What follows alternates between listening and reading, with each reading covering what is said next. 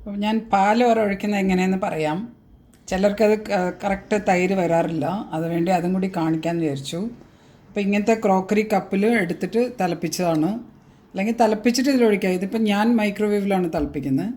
അപ്പോൾ അങ്ങനെ തിളപ്പിച്ചു.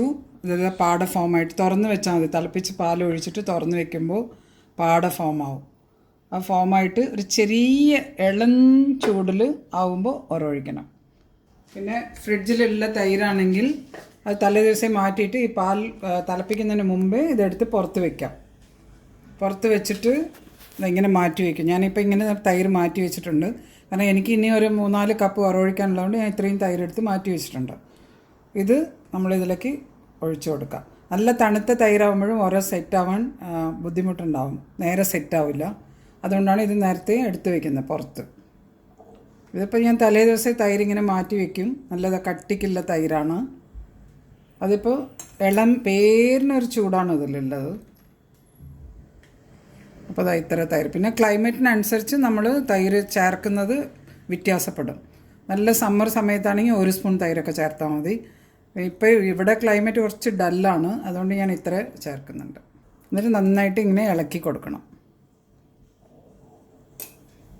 അപ്പോൾ ഇതൊരു 4-5 മണിക്കൂറാകുമ്പോൾ നന്നായിട്ട് സെറ്റ് ചെയ്തിട്ടുണ്ടാവും. എനിക്കൊക്കെ തൈര് പുളി ഇഷ്ടമല്ലാത്തതുകൊണ്ട് സെറ്റായതും ഫ്രിഡ്ജിൽ വെച്ചേക്കും. അപ്പോൾ അങ്ങനെ ചെയ്യാം നമുക്ക്. പിന്നെ പുളി വേണമെന്നുള്ളവർ കുറച്ചും കൂടി കൂടുതൽ സമയം പുറത്ത് വെച്ചിട്ട് പിന്നെ ഫ്രിഡ്ജിൽ വെക്കാം. ഇത് പകലിലാണ് എപ്പോഴും ഞാൻ ഒഴിക്കാറ്. എനിക്ക് തൈര് നന്നായിട്ട് വരും. കുറേ പേര് പറയാറുണ്ട്, ചോദിച്ചിട്ടുണ്ട് തൈര് എങ്ങനെ നല്ല സെറ്റാക്കുന്നതെന്ന്.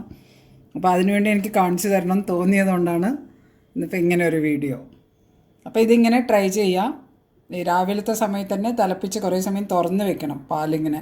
പിന്നെ ഇതുപോലെ ചട്ടി പോലത്തെ പാത്രം, ക്ലേയിലുണ്ടായ പാത്രമോ അല്ലെങ്കിൽ ഇങ്ങനത്തെ ക്രോക്കറി കപ്പായിരുന്നു ബെസ്റ്റ് റിസൾട്ട് കിട്ടാൻ തൈരിന്. സ്റ്റീലിലൊക്കെ ഒഴിക്കുന്നതിനേക്കാളും ബെസ്റ്റാണ് ഇങ്ങനെ കപ്പിൽ. അപ്പോൾ ഞാൻ എപ്പോഴും ഇങ്ങനത്തെ കപ്പിലാണ് പാൽ ഒഴിച്ച് വെക്കുന്നത്. പുളി വേണമെങ്കിൽ അപ്പോൾ തന്നെ നമുക്ക് ഫ്രിഡ്ജിൽ വെക്കാം. അത് അവരവരുടെ ആവശ്യം പോലെ തീരുമാനിക്കാതെ.